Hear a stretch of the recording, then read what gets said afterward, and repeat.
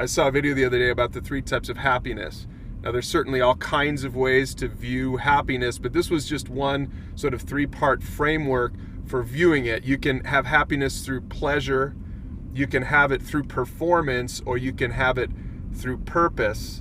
And this is interesting because what it's saying, and I don't know, as you evaluate this in your own life, I don't know how you typically derive happiness in your own life, but maybe it's just from pleasure, sort of that fleeting pleasure idea.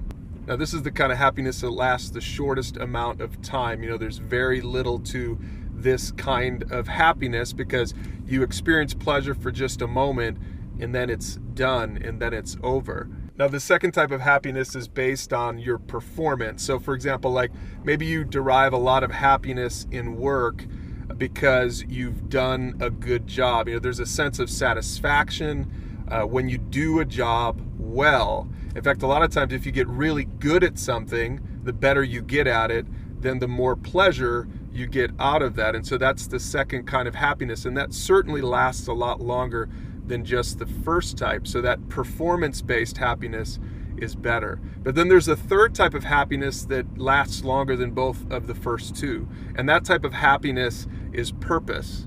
When you find a sense of purpose in your life, a sense of meaning from your work or from your family or from your life in general, that is really the ultimate kind of happiness. There's no greater happiness, really. That's the happiness that is the most enduring of all. So I guess the question is this: evaluate yourself.